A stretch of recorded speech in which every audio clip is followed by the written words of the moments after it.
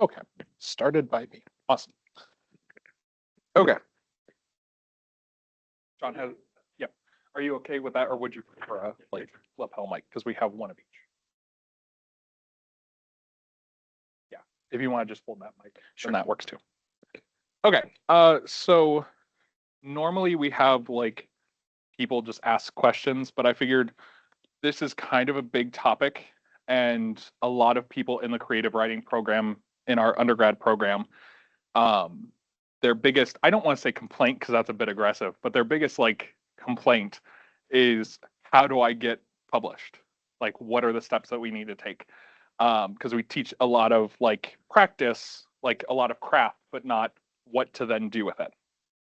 Um, so I fielded some questions from students, and we can kind of go through those, Sure. and then open the floor to any Q&A or questions that have come up so far. So our first question is, how do you maintain your own style and your own diction when you speak to an editor? I think the main goal of this question is, what happens when you get something sent back and it's completely different than what you thought like it would be? Yeah, well, I wish I had a better answer for this one because so much of this was self-editing. Um, really, it was just a matter of me making perhaps, I mean, they say kill your darlings, which was mostly up to me in terms of working with Alien Buddha Press. The guy his name is Red, he's um,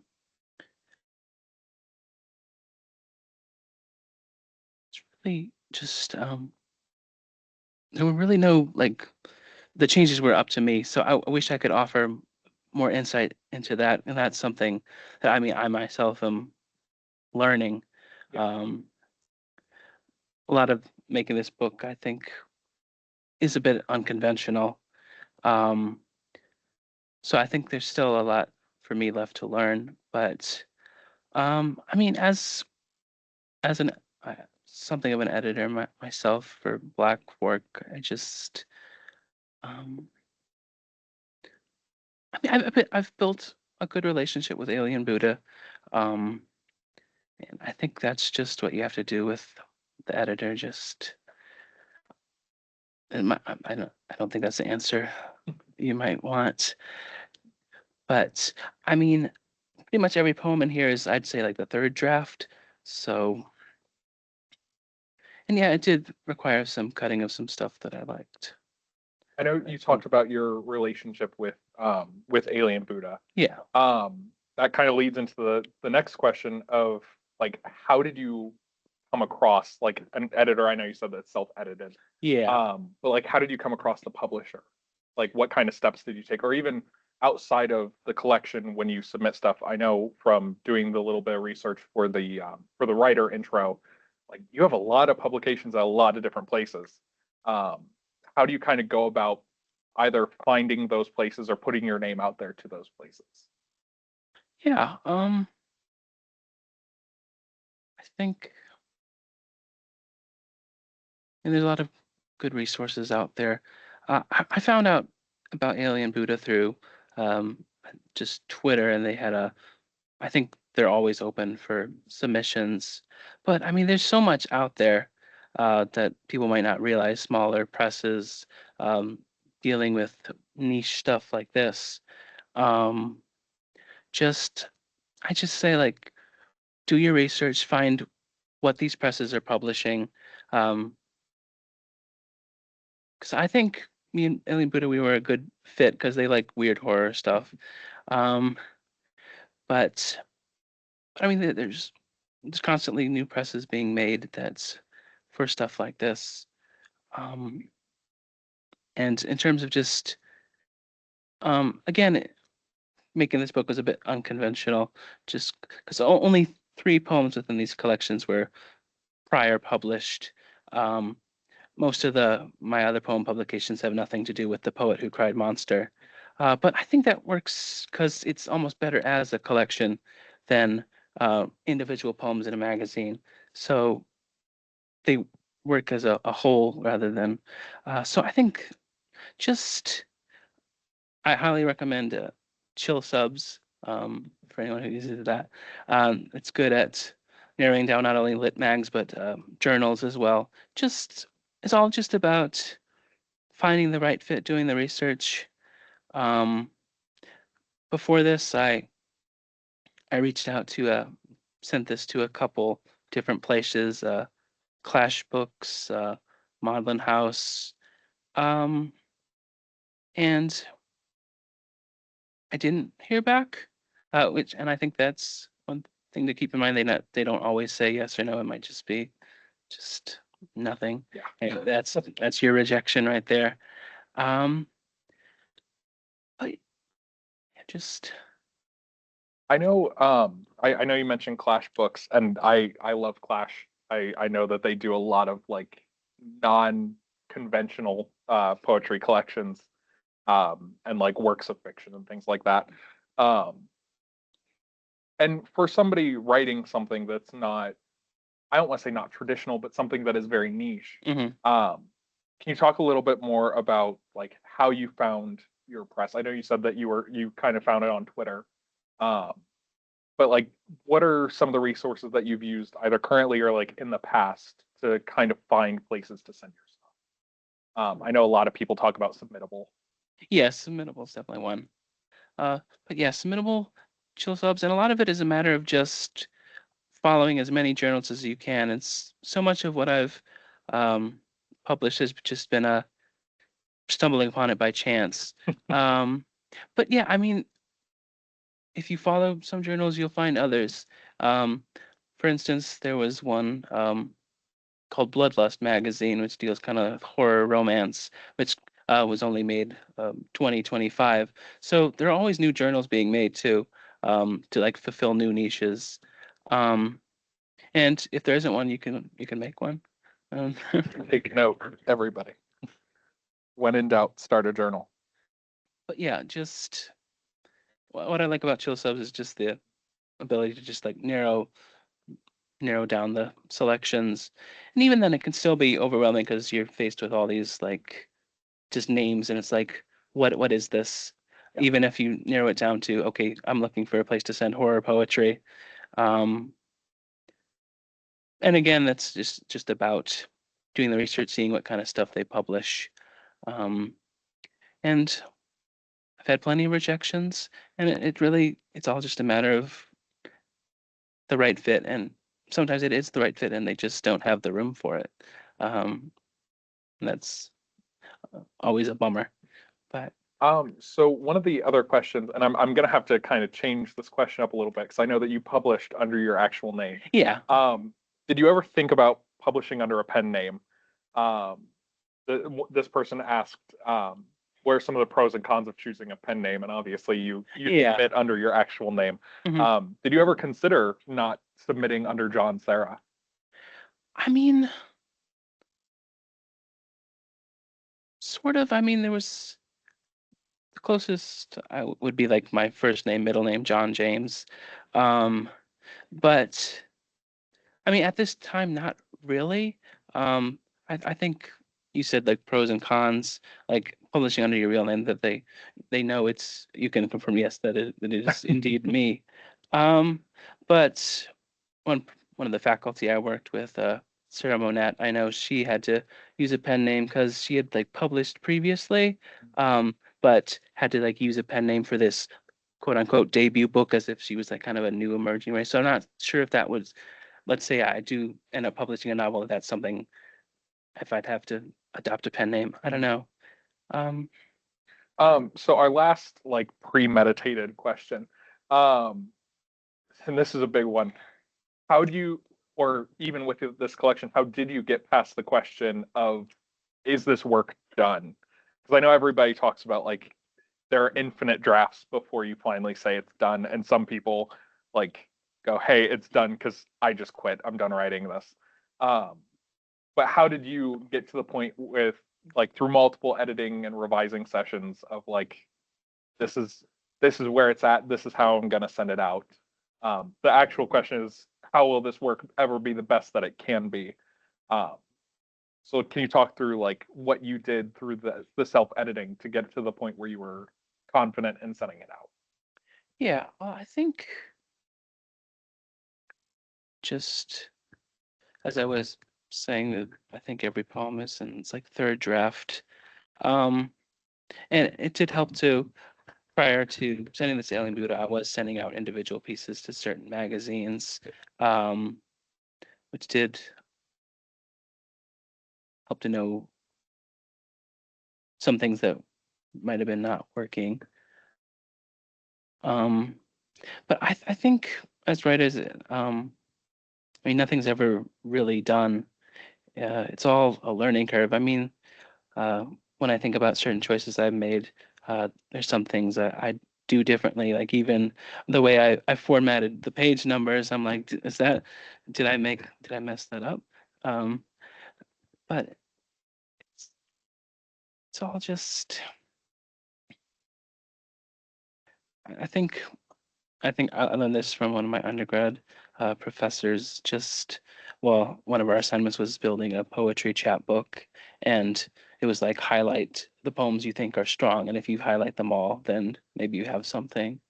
And I think, and that's hard with 62 poems, making sure they're all equally strong, and even the Goosebumps books themselves, not all of them are winners. Um, and that was true of this collection. Some of them were much harder than others. Even, and it wasn't even a matter of like whether or not I like this book or like the book that the poem was based on. Sometimes books I were indifferent on, like the idea flowed, because maybe there was just some visual to latch onto, or just it's all just a learning curve, and it's all just constantly tweaking. So like I said, that was the last of Okay. the pre-prepped questions. So please feel free to ask questions. Like I said, it's not often that we get somebody at the start of their writing career. So please feel free. The floor is open to anybody. I know at least the two faculty members said that they had questions, so maybe that'll break the ice. Well, I have the microphone, so I'm going to go first Yeah. because I have that power. I know you talked a little bit about some of the, I guess, the source material wasn't always the strongest or wasn't the most, I guess, idea generative. So as someone, I've kind of trying to do something similar, just not with the same topic. And I've struggled considerably about always filling those filling those holes. So how did you get over some of those times where you were finding a book and the like a little bit of that writer's block, I guess? Yeah. One example that stands to mind is the second poem in the collection that I read, "The Dad's a Mad Scientist," which, um, for some reason, I really struggled with that one, even though the book it's based on, State of the Basement, is one of my favorites. So again, it doesn't necessarily correlate in terms of um, what you like. Um, just I think when looking at a series like Goosebumps, it was finding that one kind of central image. Um,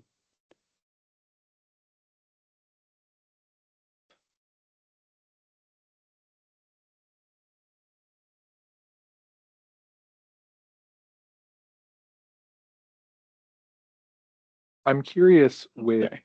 no, you're fine. I'm curious with, I mean, 62 books, that's a lot to cover. Yeah. Did you hit any of the books and you're like, this project will never work because I don't know what to do with this book? Like hit a roadblock where you're like, I don't know what to do with this book. Truthfully, no. Um, just I've read these books multiple times and to grow familiar with them. So there was never really a point where this couldn't make a poem because I mean anything can be a poem. Um, so okay.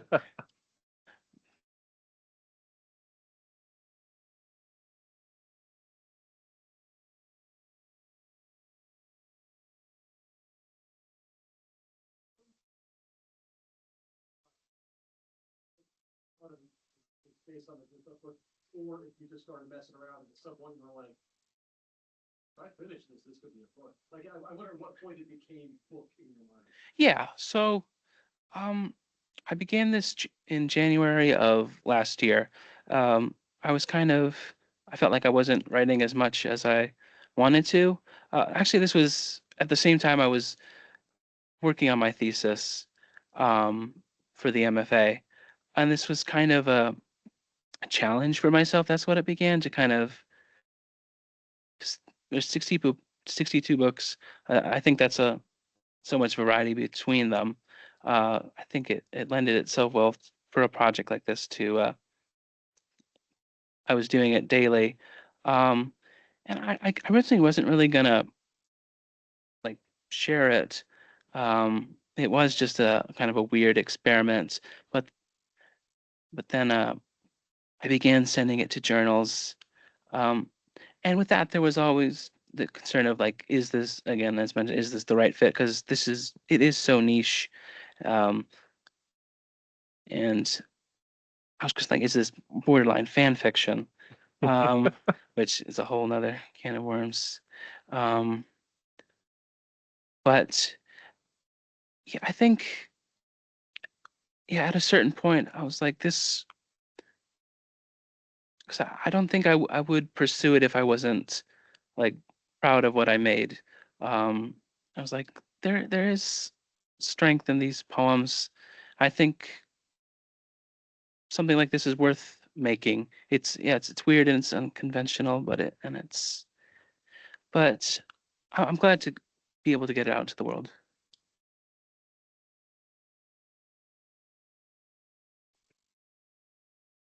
Hi there. I wanted to ask you a question about teaching, um, because you began teaching college composition, so not creative writing, but college writing, while you were in the MFA program, and you've continued since graduating. I wonder how teaching while you were a student versus post-graduation has differed for you, and whether you feel teaching students how to write for college has changed your own writing or changed your sense of yourself as a writer.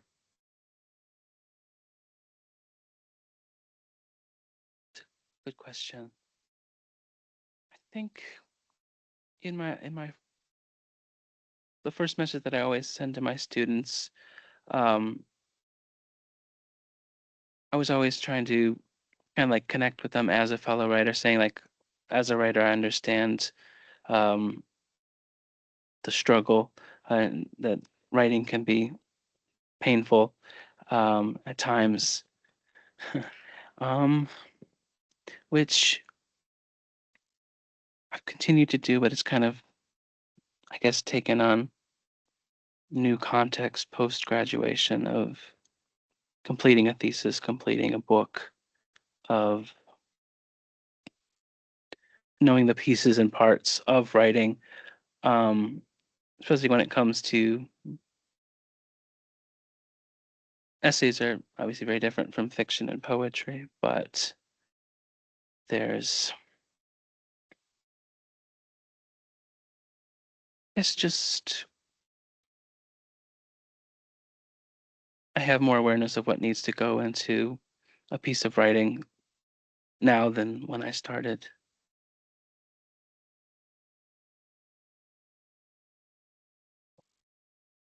Okay. Yeah. Uh, There you go. So I don't recall if Josh said this at the beginning. If, I don't think it came up in the reading.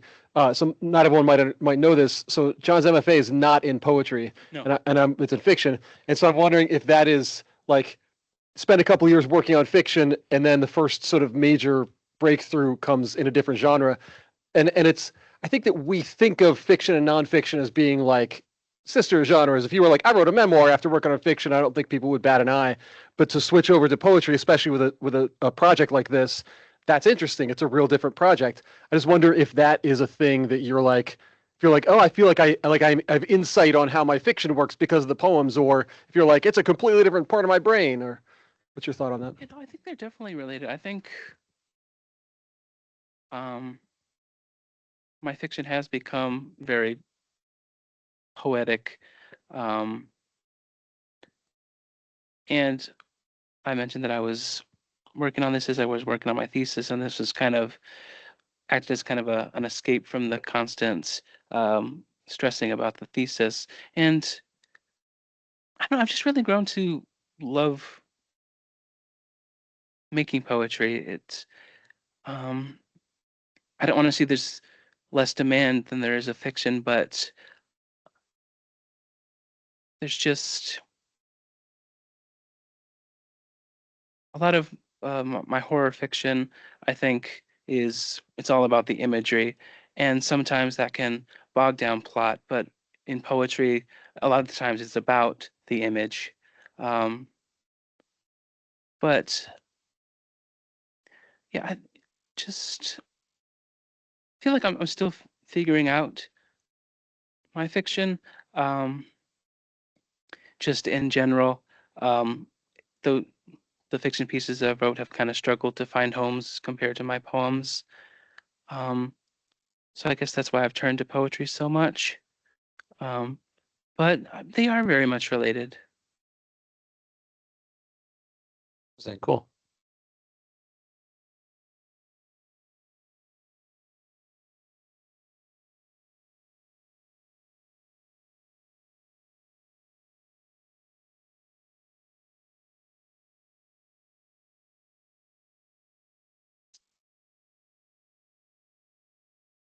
That's Careful, you are sitting at Ashland University. I mean, when I think about Ashland, I mean, I have a second draft of a novel. Um, a lot of kind of poetry has stemmed from here, and I don't think that would have been possible had I not come here. Um, but that's not to discredit Bowling Green at all. That's a great community. I met some great people there, but I'm I'm a different writer than I was in Bowling Green, than I am having graduated at Ashland. I think so. I hadn't even published anything until the very end of that undergrad year.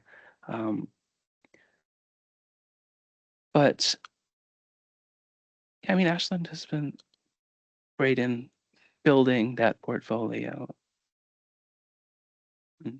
Not to like hype up another school. I will say, like, I know that would have been going on while you were in undergrad. Every fall, I highly recommend going to the Winter Wheat Writing Festival. Yes. Ashland has taken people for the last 2 years. Um, Ashland is a very small school with like one demographic. If you want to see and hear writing from people that don't look like you, and don't write like you, go to Bowling Green. Not saying transfer to Bowling Green, please stay here. But every year, we take people up, and it's a great experience. Yeah, go visit, hear their writers, and then come back. Yeah, bring that back here. There'll be a fire under you that's like, I want to be better.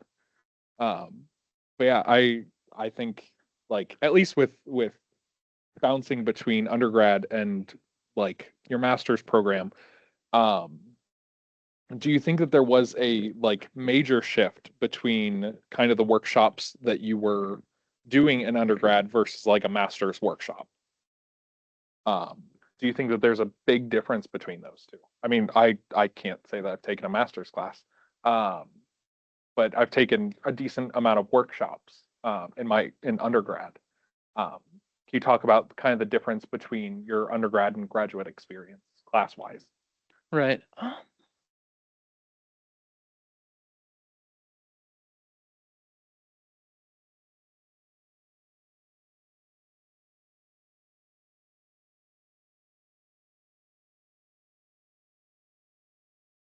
I wouldn't say there's as big a difference between the two as one might think. Just, I think the faculty at Ashland is much more seasoned, and that makes a big difference. But I mean, there were still a lot of valuable mentors at BG that helped me. I think just kind of the weight of the work you produce, kind of in the master's, you're building towards this thesis. Some stuff you write in undergrad, you might never touch again. Fair. Um, I think, did I see a hand? yeah.